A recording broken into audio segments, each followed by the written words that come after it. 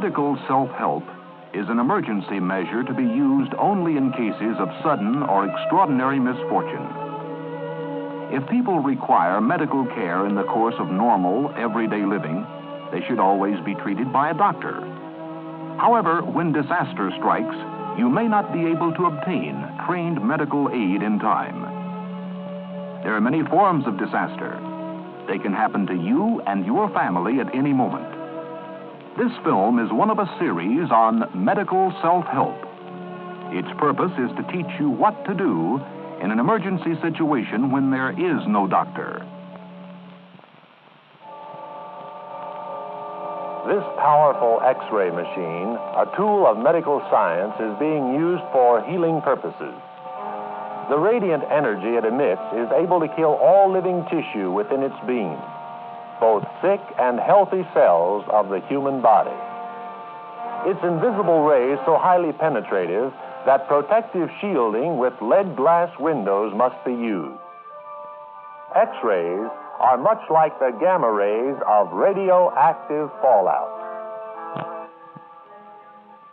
We began our picture with X-rays because you are all to some degree familiar with their effects. But radioactive fallout is another matter. If you're like most people, it creates many questions in your mind, and you have doubtless read or heard some falsehoods and misconceptions. This film will tell you what you need to know about fallout, so that if our country is ever subjected to a nuclear attack, you can help yourself and your family to survive its dangers. For fallout is probably the most dangerous product of nuclear disaster in terms of the number of people who could be affected.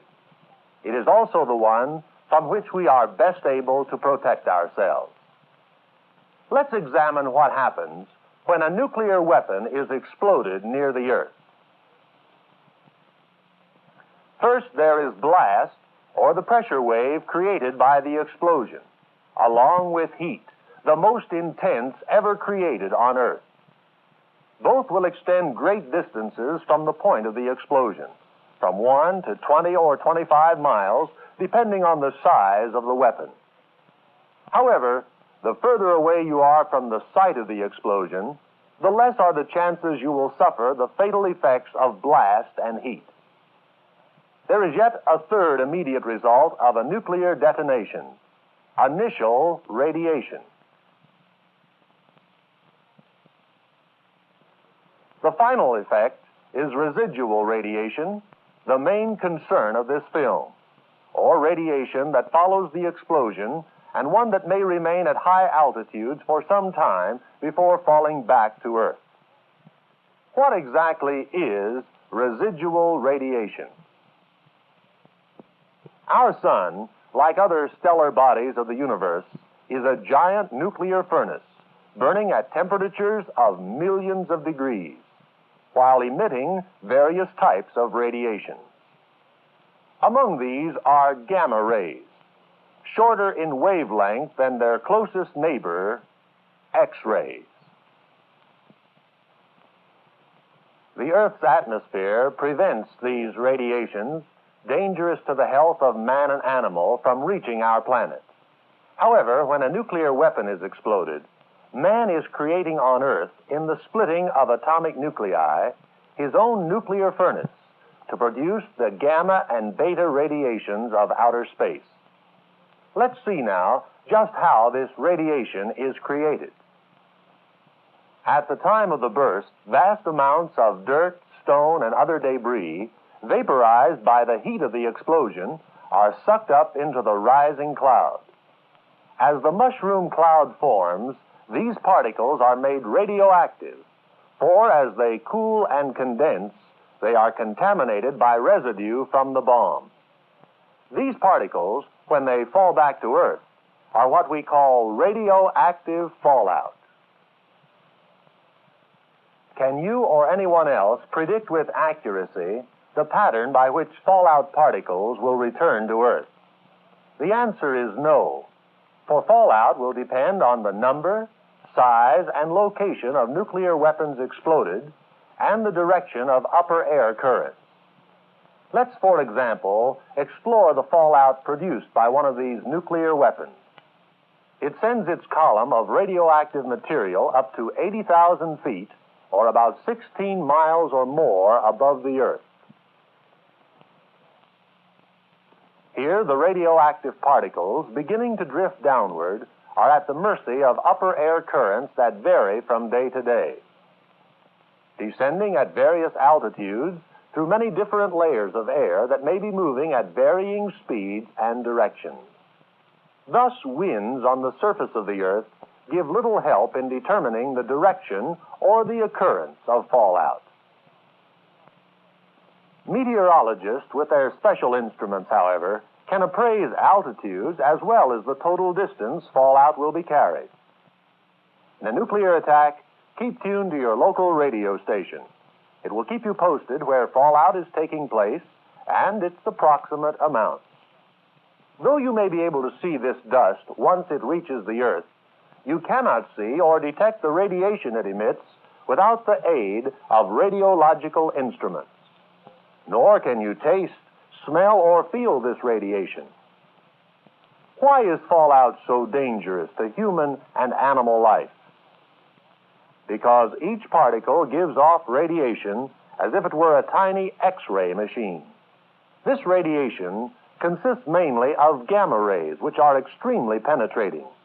Like X-rays, gamma rays are able to injure, even destroy the cells of our body if we are exposed to a sufficient dosage long enough, or if we eat or drink material contaminated by fallout particles. Exposure to gamma rays can make you sick, can even cause death. However, no matter how long one may be exposed to fallout, he does not become radioactive, nor can anyone catch radiation sickness from him like a contagious disease. In fact, this radiation cannot make anyone or anything radioactive. Now let us suppose that fallout has descended on this can. We'll let salt represent fallout dust. The particles don't go through the tin. The radiation does, but radiation is harmless to all except living materials. It has no effect on the food inside. Now, if you wipe away the fallout particles, or better still, wash them away, the food inside cannot be contaminated and is perfectly safe to eat. The same is true of all foods and liquids that have been protected by packagings or containers, even the thinnest layer of cellophane. If you don't swallow the dust, there is no ill effect. If water for washing is in short supply, canned goods that may have been exposed to fallout can be handled safely with a piece of paper towel. Use one sheet of paper to lift the can and turn it upside down. There is no dust on the bottom. Now dispose of the paper.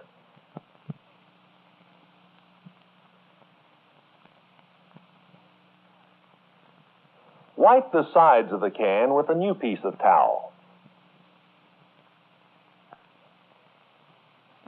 And don't forget to put the contaminated paper in a covered receptacle.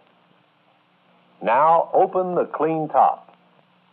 There will be no harmful particles in the food itself.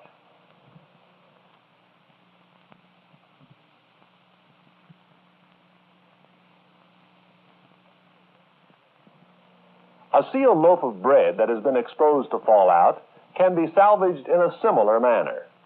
Turn the loaf upside down to expose the bottom, which will be clear of dust. Then dispose of the towel. Now insert a sharp knife through the wax paper at the center of the loaf and cut upwards, making a slot 4 or 5 inches lengthwise.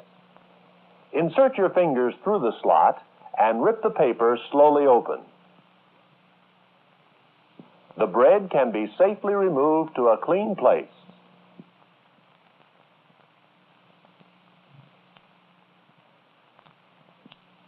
Finally, dispose of the wax paper. Contaminated vegetables, such as potatoes, can be pared like this. Use a clean piece of newspaper and, working first in one corner, cut off one end. Move to a clean surface of the paper and peel in this manner.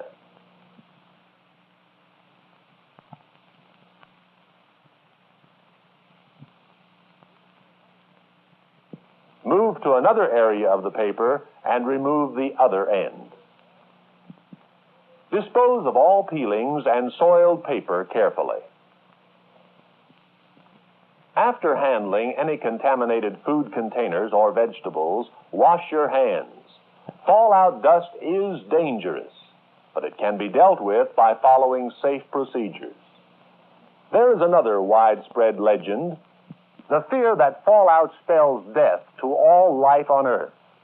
The plain fact is that even if a great number of nuclear weapons were exploded, the resulting fallout would cover only a small area of the world's total land mass. The real concern then is this: if we are in that area, how do we protect ourselves? Like X-rays, radiation from fallout can go through almost every kind of building material. Over 99% would pass through glass,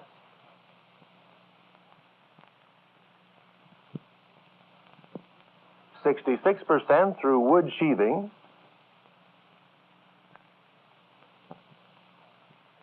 50% through a brick veneer wall.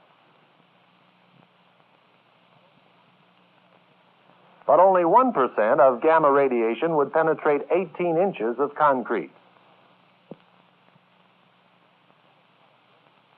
And though it's not a building material, it's important to know that only 1% would pass through 25 inches of earth. Quite aside from the shielding effect of building materials, the intensity of radiation decreases with the square of the distance from the source. Thus, 10 feet away from a particle of fallout, the radiation rate is only 1% of that encountered at a distance of 1 foot. Other things being equal, the central parts of a building are safer. The radiation rate, or the intensity from fallout, decreases with the passage of time. In fact, for every 7-fold increase in time, the radiation will be reduced by a factor of 10. That means that at 7 hours after the explosion, the radiation level will be about 10% of its intensity at 1 hour. At 49 hours, it will be about 1%.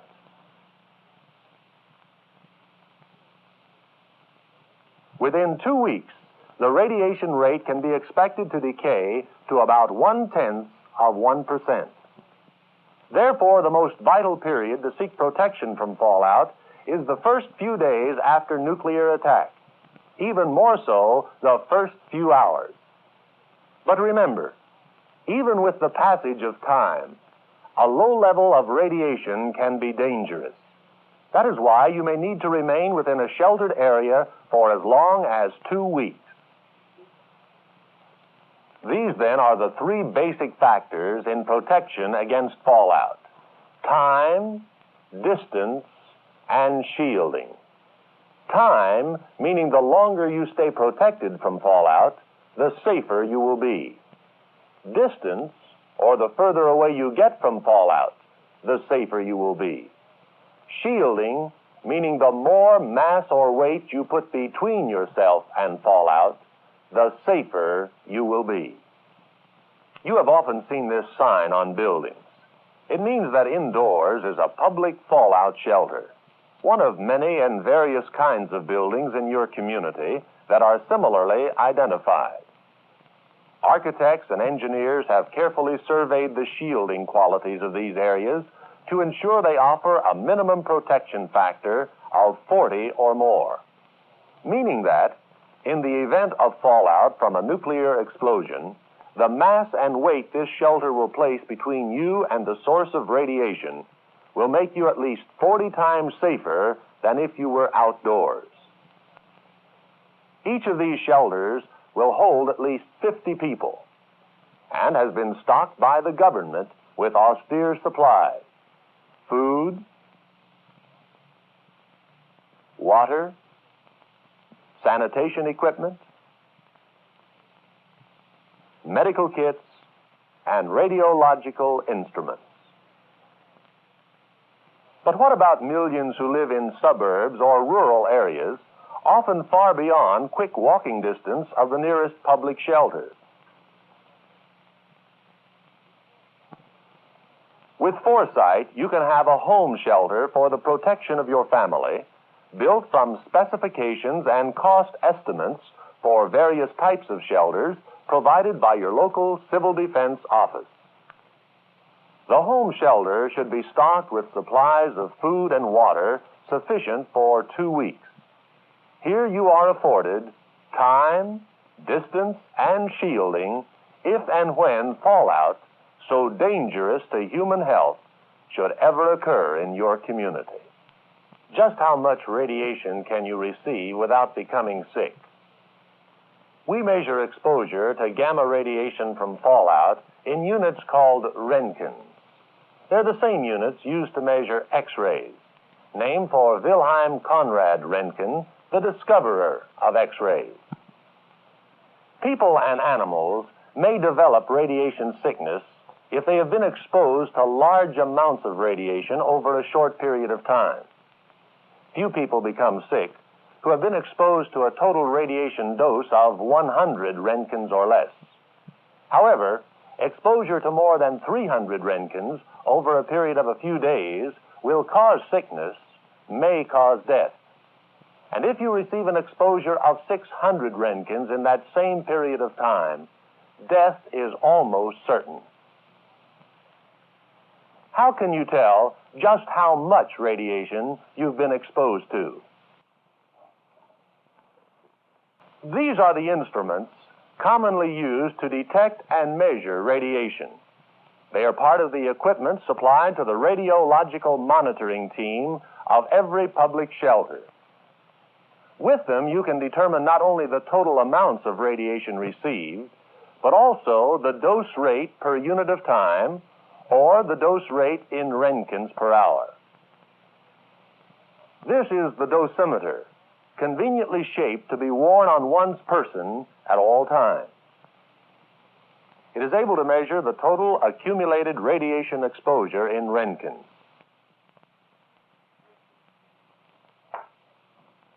The charger adjusts the dosimeter to a zero reading prior to its use, with each separate exposure to radiation building cumulatively on the dosimeter gauge so that a reading of the total dose is available at any given time.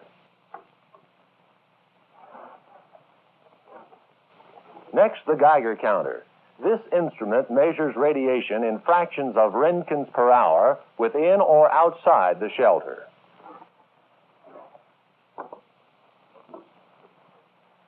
Finally, the survey meter, able to measure higher intensities of radiation that may exist outside the shelter.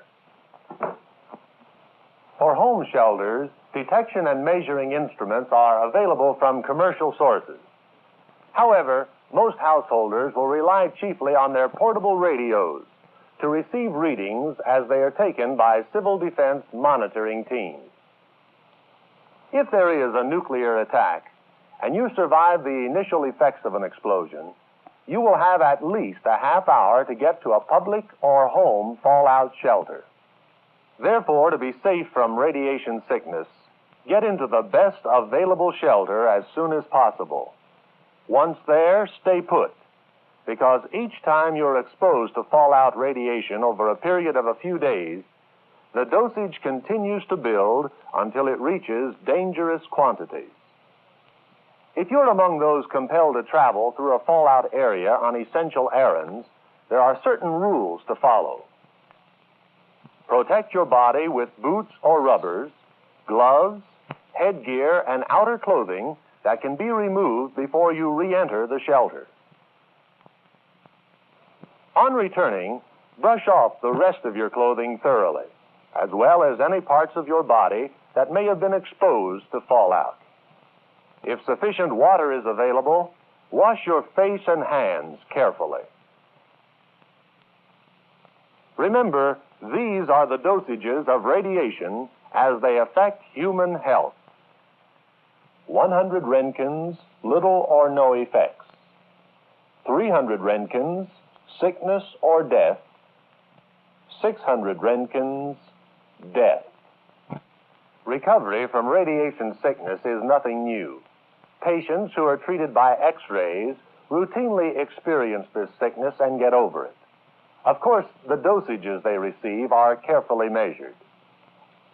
Just as in combating the virus of the common cold, your general state of health will often govern how quickly you can throw off the effects of mild or moderate radiation sickness. In an emergency situation where there is no doctor, always treat radiation sickness by treating its symptoms. In fact, these symptoms are often similar to those produced by extreme anxiety or emotional stress. So it's best not to try to determine their cause. I repeat, do not try to diagnose. Merely treat the symptoms, just as you would if they were the result of any other type of illness. These are the symptoms of mild as well as moderate radiation sickness, one or more of which may appear shortly after exposure to fallout. Fatigue, loss of appetite, nausea, vomiting, prostration. The treatment is rest. For nausea, you may give the patient any of the commercial preparations that settle an upset stomach, or 1/2 teaspoon of baking soda in a cup of water. Tea and other hot liquids may be helpful. When a high fever is present, apply cold wet packs. Aspirin also tends to reduce a fever. In severe radiation sickness, along with the early symptoms, other symptoms may appear a week or more after exposure. Recovery is possible, but it'll take longer.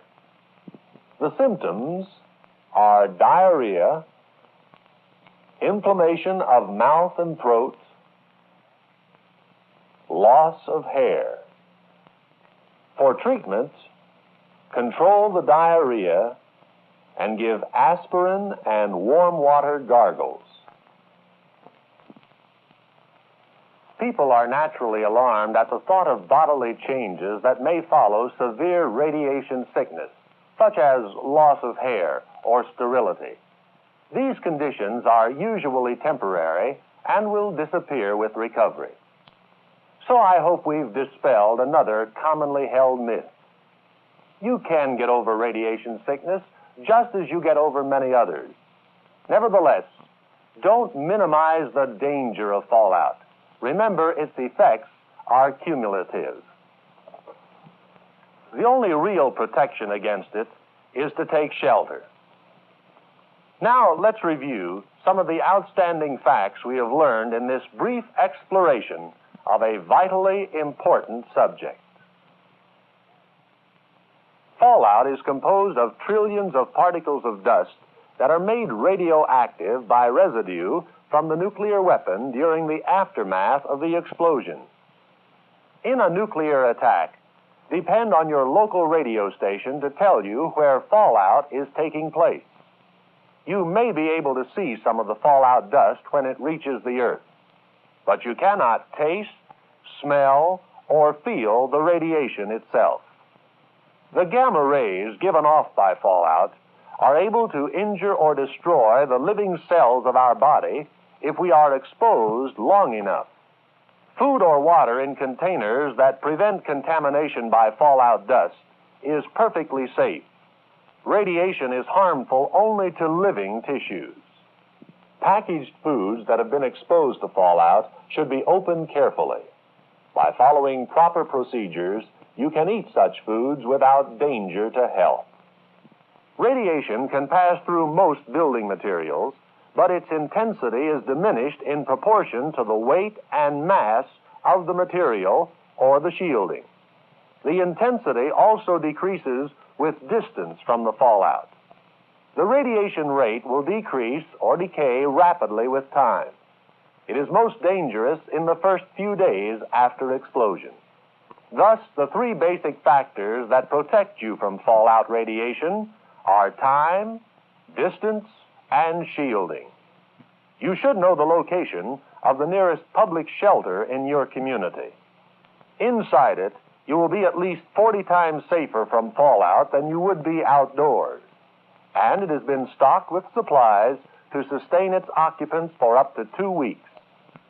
If you're not within walking distance of a public shelter, you can provide a satisfactory home shelter for your family. Radiation is invisible, but we have accurate instruments with which to measure it in Roentgen units. The dosimeter can be worn on the person and measures the accumulated radiation exposure, the total dose at any given time.